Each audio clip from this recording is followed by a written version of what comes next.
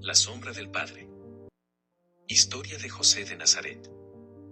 Jan Dobrazinski. Segunda parte, el Hijo. Capítulo 12. Transcurrieron 8 años desde que se asentaron en la tierra de Gosén.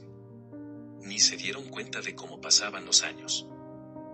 Los primeros meses de su estancia habían sido pródigos en disgustos y dificultades. Llegaron a Egipto tras una caminata agotadora a través del desierto, durante la cual pensaron a veces que no llegarían nunca. La comida encontrada en el saco del soldado muerto no podía haber durado mucho tiempo. Luego encontraron gente y para conseguir comida tuvieron que venderles el asno. Cuando entraron en Egipto eran pobres, carentes de todo recurso. Pero en la antigua tierra de Gosén había todavía muchos judíos viviendo, que auxiliaron a los recién llegados. José empezó a trabajar y, gracias a su habilidad, al cabo de 1 año estaban bastante bien instalados. Poseían una casita pequeña y, adosado a la casa, un taller. Alquilaron también un campo pequeño. Estaba ubicado en el límite mismo de las tierras cultivables y necesitaba ser irrigado continuamente con agua bombeada de un canal. Miriam y Jesús se encargaban de esta labor. José trabajaba en el taller fabricando objetos, que llevaba luego al mercado a la cercana Heliópolis. Aprendieron a vivir como campesinos egipcios. Se olvidaron casi del aspecto de la montaña. Sus ojos se acostumbraron a las llanuras. En el horizonte veían únicamente las torres erguidas de los palacios y, al otro lado del Nilo, las pirámides de Keops, de Kefren, de Miquerinos, de Souse. La tierra exigía trabajo, pero producía abundante cosecha. El país era rico, por lo que, cuando por fin levantaron cabeza, pudieron vivir sin agobios. Miriam no cambió en absoluto durante estos años. Cuando miraba su silueta doblada mientras trabajaba la tierra o muy erguida mientras movía con los pies la noria que bombeaba el agua, tenía la sensación de seguir viendo a la muchacha que descendió hasta él, bajo el arco de piedra del pozo de Nazaret. Su cara también seguía siendo joven, de adolescente, muy serena. Las fatigas y los peligros no apagaron aquel reflejo, que la traspasaba toda, semejante a una candela encendida en su interior. Había cambiado en una sola cosa, se volvió como más seria. Esta seriedad no disminuía su alegría, la hacía solo distinta, más serena, aún más compenetrada con la bondad. Era difícil creer, cuando estaba al lado de Jesús, que este mozalbete de 10 años, tan inverosímilmente parecido a ella, fuera su hijo. Parecía más bien su hermano menor. Era un chico alto, esbelto, fuerte y guapo. Lo mismo que sus padres, trabajaba mucho en casa, araba, bombeaba el agua y empezaba a adquirir cada vez más conocimiento del trabajo en el taller de José. El padre podía encomendarle los trabajos más sencillos. Los días prescritos acompañaba a sus padres a la sinagoga. A partir de los 5 años frecuentaba regularmente la escuela de la sinagoga y, sentado horas enteras en el suelo, recitaba con los demás niños, en voz alta después del maestro, las palabras de la Torá. Las repetía luego en su casa, muchas veces, como si la repetición de estas palabras le produjera alegría. Sabía de memoria una cantidad innumerable de versículos, y a menudo entremezclaba palabras de la Escritura con lo que decía. No era solo capaz de repetir cada cita cuando le interrogaba el Hasán, sino que sabía también comentarla y explicarla. «Tenéis un hijo inteligente», decía el maestro a los padres de Jesús, cuando venían para interesarse por los progresos del chico en los estudios. «¡Qué inteligente!». Los demás chicos, incluso cuando recuerdan las palabras, no entienden lo que significan. Él las comprende siempre. Y qué bien sabe explicarlas. Yo creo que podría ser rabino. Deberíais ir con él a Jerusalén, aquí no le enseñaremos gran cosa.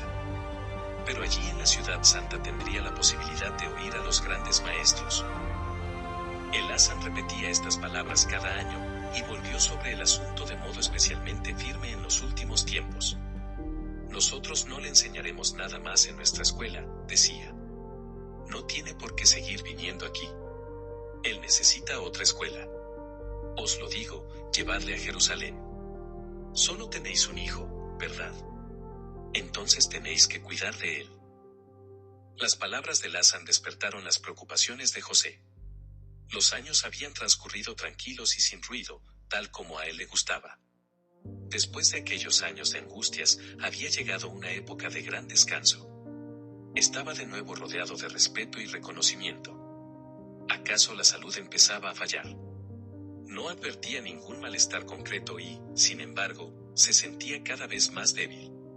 Pero esto no le hacía sufrir, era objeto de tantas atenciones por parte de Miriam, que casi le producía alegría cuando se sentía rodeado de sus continuos cuidados. Su amor hacia ella no había disminuido. Perdió únicamente su carácter impaciente. Lo que al principio producía en él rebeldía, se consumió por completo. Ahora ya no esperaba ningún cambio. Lo único que deseaba era tenerla continuamente a su lado, tal como era ahora, entregada, serena y ardientemente enamorada. No deseaba ningún cambio. Dejó de pensar para siempre que el hijo estaba entre él y Miriam. Amaba a aquel muchacho como si fuera realmente su propio hijo. Con alegría le transmitía todos sus conocimientos profesionales.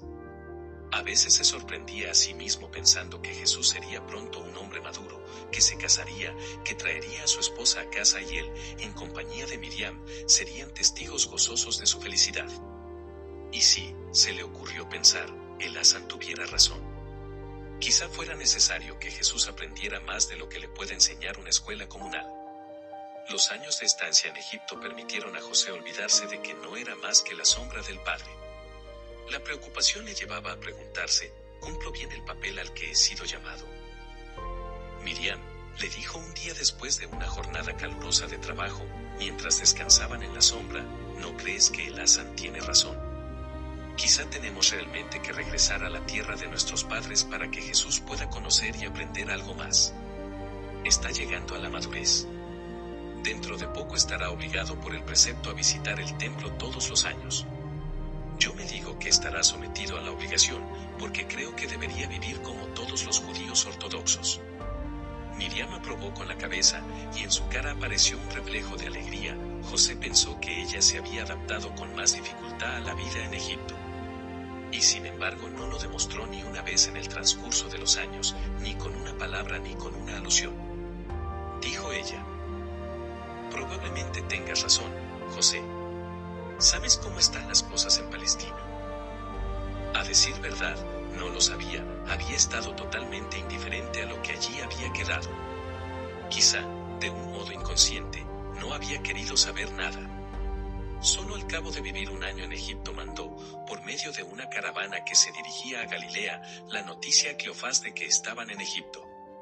Después de algunos meses recibió contestación, escribió otra vez después de un año o dos y le volvieron a contestar. Cuando por última vez, hacía cosa de un año, mandó noticias a su cuñado, le contestó Simón, el hijo mayor de Cleofás. Su cuñado había muerto, pero la familia seguía viviendo en Nazaret. Sé, le dijo, que Herodes murió cuando estábamos caminando a través del desierto. Luego me dijeron que el trono fue ocupado por su hijo Arquelao. Dicen que es tan cruel como su padre. ¿Y sigue reinando? No lo sé. Creo que tendría que ir a hablar con la gente para enterarme. Me contó sin que, sabes, aquel comerciante, que justamente había llegado ayer una caravana de Jericó. Iré allí y trataré de hablar con esa gente. No le apremiaba.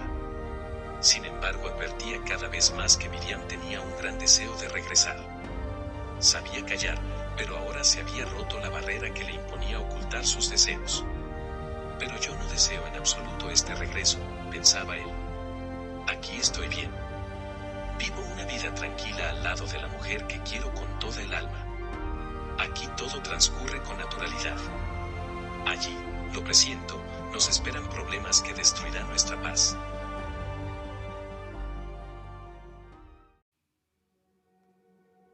Gracias por habernos escuchado. Nos puedes encontrar en Facebook, Telegram, YouTube y otras redes como AOPD, Asociación de Oración por los Difuntos. Bendiciones abundantes.